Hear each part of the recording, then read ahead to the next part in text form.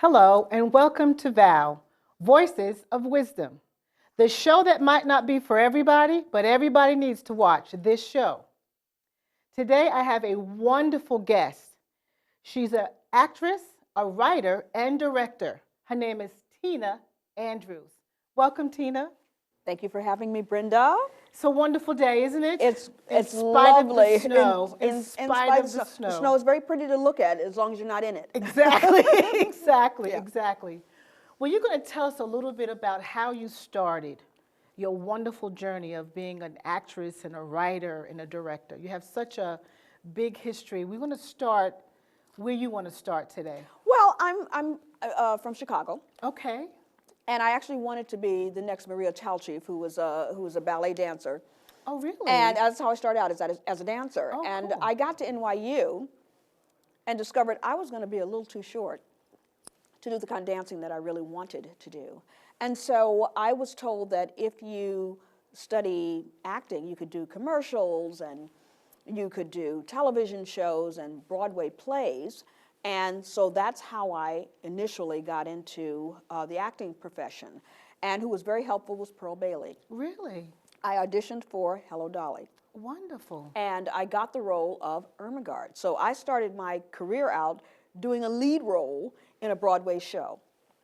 Did the last 6 weeks on Broadway, and then it went out on tour and ended up in Los Angeles, where I then auditioned for the Brady Bunch and did that episode, the one called Getting Davy Jones, with Davy Jones from the Monkees. So, Wow. so I'm the first African-American actor hired to be on that show, and I played Marsha Brady's best friend. Right. So it was, and it became a seminal work. That was one of the most popular Wow. ones. And then he just passed away, Davy, last year. What was that like, being the first? You don't pay attention to these things when you're trying to be in the business. You're just looking for a job, Right, so you're right. not thinking, gosh, you're not thinking pioneer. You just want to be on the #1 most popular show at the time. It isn't until later that you realize that by doing these things and doing a good job, that you've created a road Yes. for other people. Absolutely. That was an exciting experience for me because everyone watched it. Everybody knew it was me. I had an afro that was this big. Yeah, yeah. Very exciting. And from there, of course, I ended up doing projects like Sanford and Son and Good Times and ultimately Roots, which was a wonderful seminal work. And then Days of Our Lives, where I had the first interracial relationship on daytime television. And tell us about that experience. Well, now that one was a little uncomfortable. That was, it was okay for the first couple of years, and then we got together and they decided to have us kiss. Of course, the kiss was on a Friday, and by Monday morning, the network was besieged with hate mail. And my personal mail was bad. And what year was that? We're So we talking can put all this in perspective. perspective. Yes, 1977. 1977. And I was called the kind of names that, my parents were called in the Deep South in the 70s, which was such a progressive time. That's the hate mail you got? Yes. It was bad. It was really bad. So they decided not to give me my mail before I went on. You would tape every day. Right, So right. they would give me the mail so I could take it home and cry. How sweet. And ultimately, it got to be too much. And my character, who was becoming a doctor, on the day of the wedding, got a research grant to study in Stockholm. Not Stockholm, Georgia, Right. Stockholm, Sweden. And the last time you saw me, I left him at the altar and flew off. So that's what happened. As a result of that show and what I experienced, I listened to my father, who said, you have to wait for dignified, empowered roles for black women. I left you to go to NYU to write those kinds of things. Now, it's great that you're an actress, but that's an interpretive art. You need to be creative and create those roles. He would say that one Shakespeare wrote Juliet in Romeo and Juliet, and 50,000 actresses can play Juliet. Only one Shakespeare wrote it. And I got it after that experience on the Tina, soap opera. how important was that to have your father advice like that? My father's advice, having my father in my life was incalculable. I got to tell you, because I was forever crying. He got tired of that after a while, which is why he said, you can write yourself out of this emotional mess. He said, you have to wait around to play prostitutes and round-the-way girls and all these kinds of characters that they were then writing in these 70s and 80s. And he says, and you know how to write, so write the roles that you would like to portray. And I did start to do that, but I couldn't write for myself. So it was a while before I realized I didn't have to be an actress in order for me to be creative in show business. And out of that came my writing career. Alex Haley gave me my first writing job. I had written the Sally Hemings piece back then. I had written a Bob Marley piece. And he said, anyone who can do biographies like this, I would like for you to help me do a piece that I'm working on for PBS called Alex Haley Presents Great Men of African Descent. And that's how I became a writer. That's wonderful. That's wonderful. I've had wonderful mentors in my life, Alec being one, and obviously my father.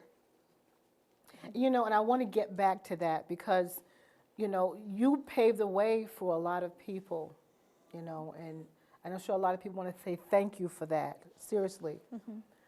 But I still want to think about the importance of your father being there for you and directing you. You know, we fought a little bit.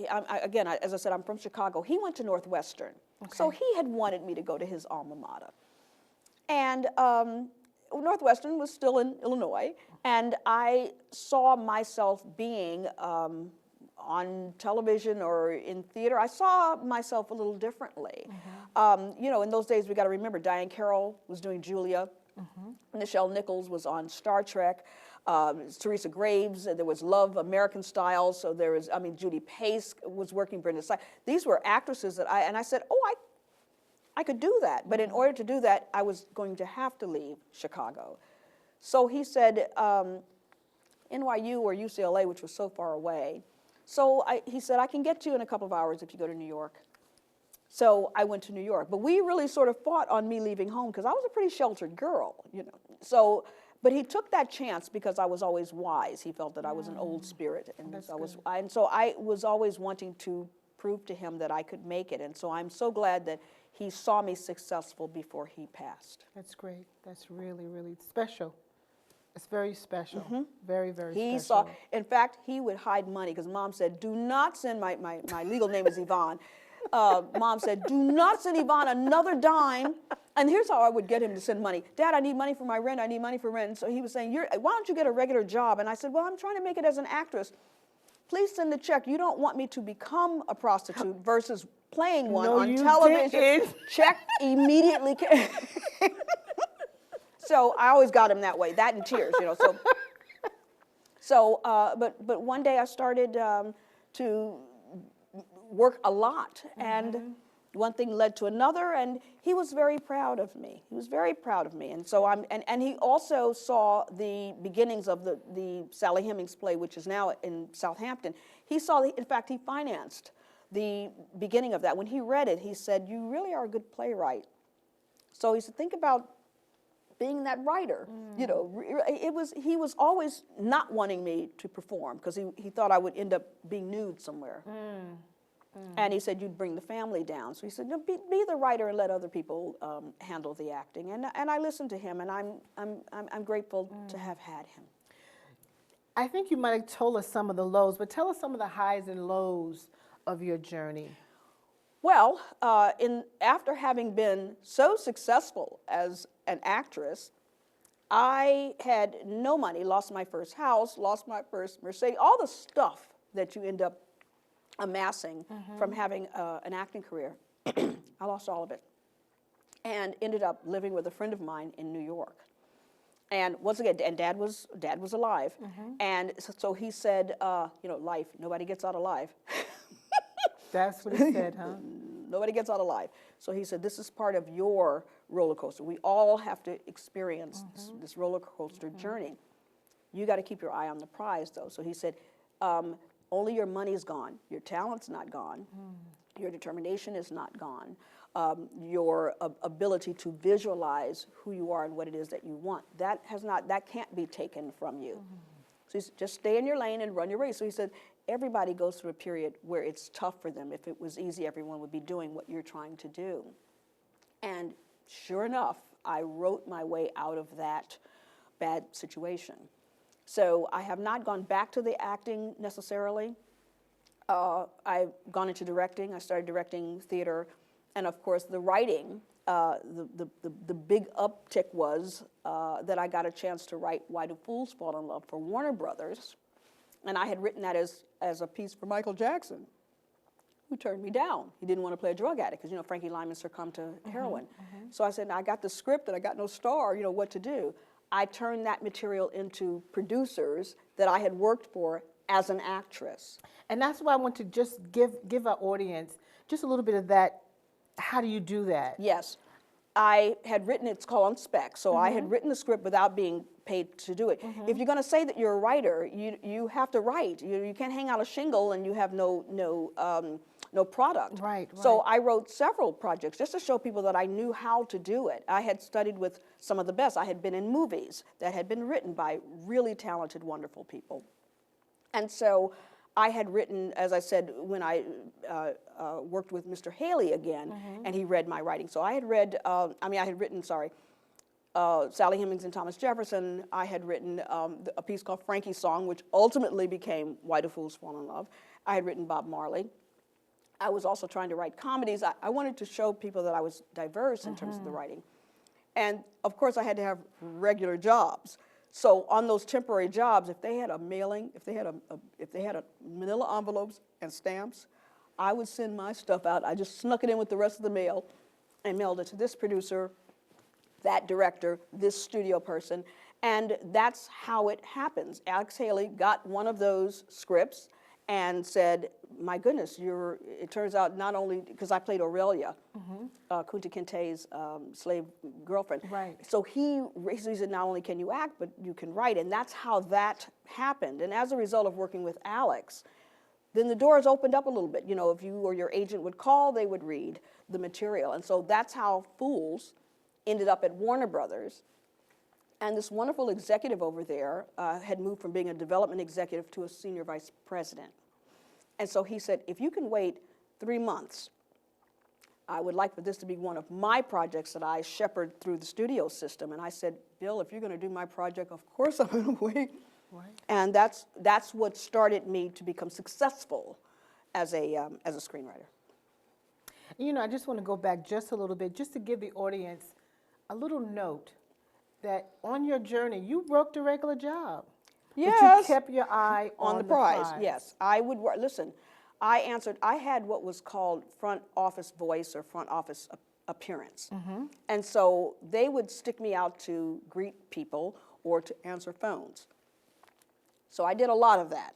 And I would work at this ad agency or this law firm, or I was a Kelly girl. Was this in New York? No, this was in California. Oh, it was in This was in California because remember, Hello Dolly had taken me from New York across country to California. I missed Hello Dolly. I missed that. Yes, I did. That was Pearl Bailey. That was Right, a job. right, right. That was a show. That's what initially got me in the business. And then once I got to California, I ended up on the Brady Bunch, and so I kind of stayed there. There were a lot of. I'm back with you now. Yeah. So there were a lot of opportunities in Los Angeles. So I was in L.A. working a real job, and I was working a quote unquote real job after I had been so successful as an actor. So it was kind of embarrassing because I'd be answering phones and someone would come in and say, hey, aren't you that girl who used to play on my stories? And I would go, yes. Yeah, you used to play Valerie Grant. What happened? Well, and then you'd have to explain. So that part was hard. But you do what you have to do. And that's important. You do what you have to do. That's what I want to bring out. That's important. You didn't do what your dad was afraid you was going to do. No. And I would never, because of my upbringing, I never would have been able to do that anyway. But Dad would say, stay in your lane, run your race. And if you keep your eye on the prize, because I do believe in higher power, circumstances will come to you to take you where you want to go. Absolutely. If you deeply believe that you belong there and can do it. Absolutely. You know, it's the line, if your mind can conceive it and your heart believe it, then you can achieve it. Absolutely. I believe that, and I'm a living example of that. And you know, I think it's so important sometime on our journey to get to that place to find out who we are and what we're made of. It makes us tougher, I think, you know? Well, remember now, those great swords were forged by being really heated up hot. And then you put it in that water and it becomes, you know, steel. Yes. And so we have to think of ourselves, our spirits, as being like forged like iron. Absolutely. Into those tough, sharp Absolutely. steel weapons. Absolutely. And you know, it's something about having that knowing and that knowing that no matter what, I'm going to forge forward. I'm going to keep going. And that's hard, Brenda. You know, it becomes hard because of course if you don't really have any money, then you'll start to lose respect for yourself, and you'll start to, and also you will start to equate everything in your world with monetary things. Exactly. When that is not really who you are. Dad was right when he said, just because you don't have any money doesn't mean you don't have any talent, you don't have any ingenuity, you don't have any personality, you don't have those tools, those basic tools to get you there. And I'm a living example of that being true. You're just without funds. Doesn't bankrupt your soul. Absolutely. Say that one more time. It does not bankrupt your soul. It doesn't bankrupt your soul. And that's the because secret. you do not have money. That's just a state of your bank account, not a state of being. That's awesome. That's awesome. What are some of the awards that you got? Oh my goodness! Give us some a line of those. I've been nominated for quite a few awards, but I am proud to say that I am the first African American person to win the Writers Guild of America Award for my 4-hour miniseries for CBS on Thomas Jefferson and Sally Hemings. It was called Sally Hemings: An American Scandal. I also have 3 NAACP Image Awards, 2 of them for the production of Sally Hemings: An American Scandal, and 1 for the book that I wrote on that subject matter. I have also won the Minorities in Business Prism Award, and I have been given an award by the City Council of New York, the Filmmaker Award. I've been nominated for the Acapulco Black Film Festival Award for Why Do Fools Fall in Love. So there are quite a few. What does that feel like, Tina, after knowing you were sitting there saying, someone saying you, didn't I see you? Wasn't you? Right. What happened to say that to you? Winning award, first of all, it's true when they say the nomination is award enough. When you're nominated the best 5 of anything, that really and truly is enough. You get to go to the award ceremony. The best part of it is the wearing the really cool dresses because they give you the clothes for free and the stylist puts you that. They really do that. The jewelry, and the guy is standing right there. Of course, the minute you come off stage or get ready to go home, oh, they're there to take the jewelry. And to drag the dress off of you. It's like Cinderella, you know. Dong, dong, dong. But my father was already gone. My mother got to fly out because, see, they'll dress everybody. So it's the limos, and my mother got her hair done, and she was in the outfits. That is, for that alone, what you can do for other people that is so exciting. That's why I'm saying you don't actually have to win. It's what you get to do when you're nominated. That, again, is the win. But, oh, my God, Brenda, when they call your name, I have a great story. I won the Image Award, and President Clinton was sitting in front, and Stevie Wonder and Quincy Jones. And, you know, I had won for Sally Hemings.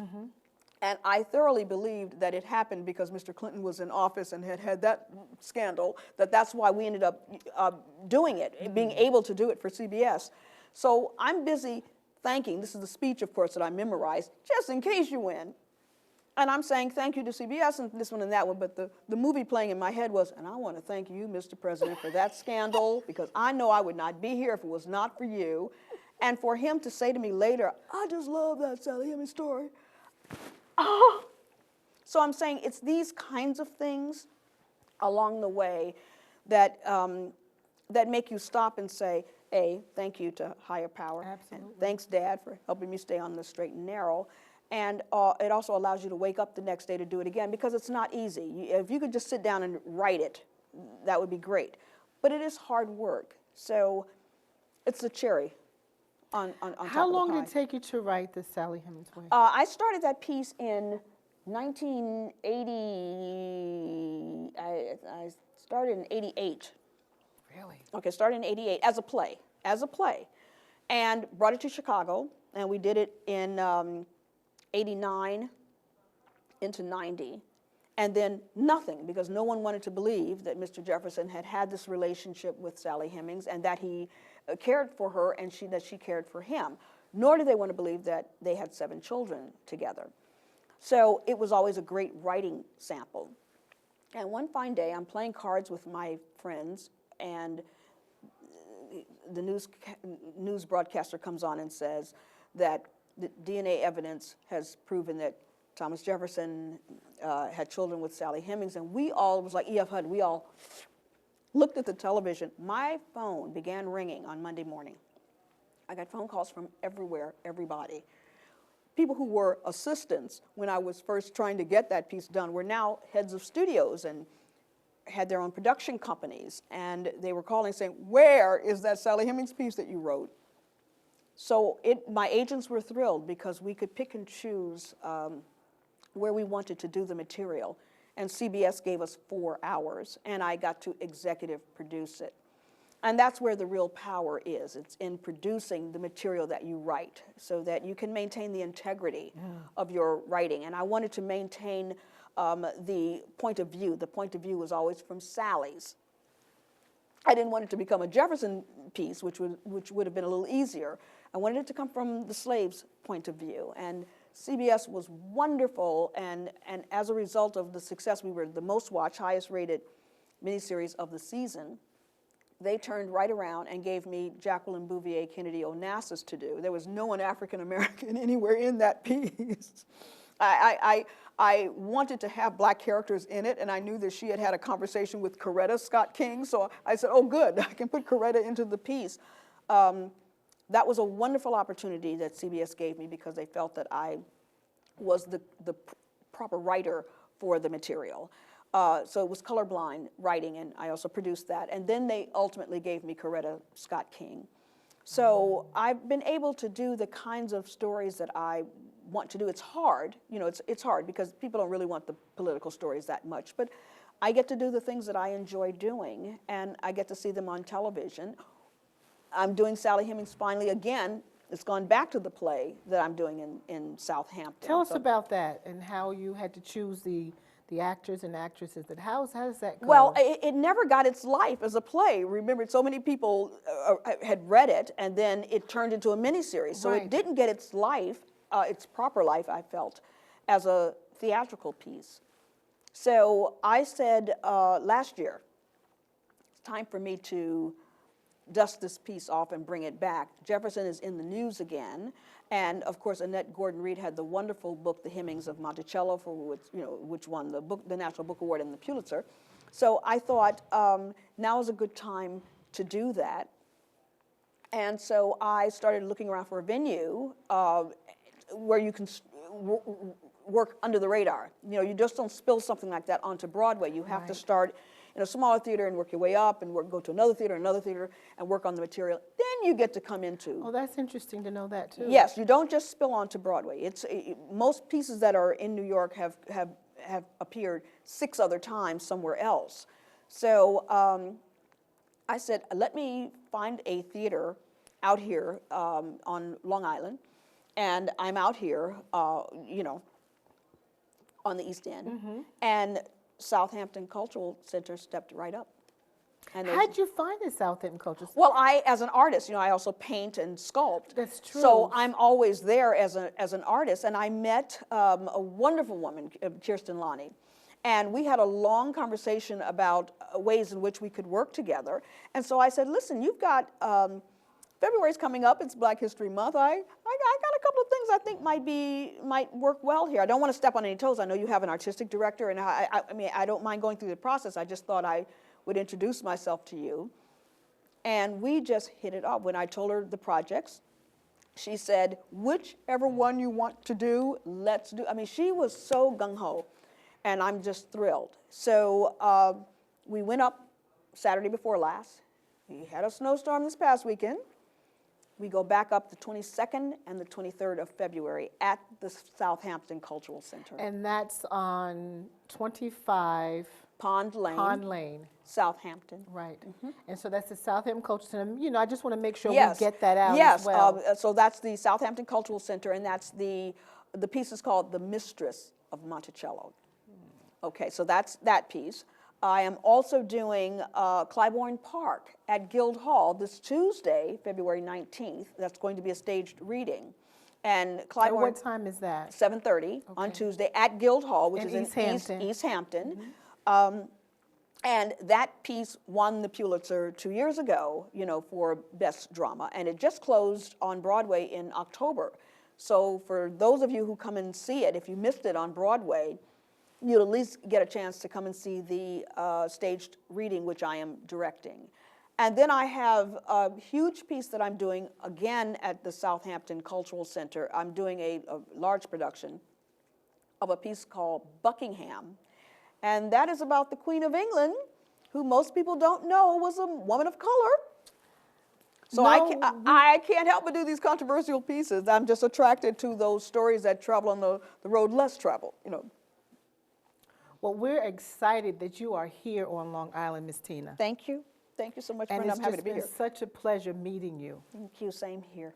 It's Same just here. a Beautiful connection. a beautiful, beautiful connection. I know we're going to do a lot of great things here on Long Island. Okay, yes, I hope so. We will. I hope so. We will. We will. Well, this has been Vow Voices of Wisdom with my wonderful guest, Tina Andrews. And you have a great day.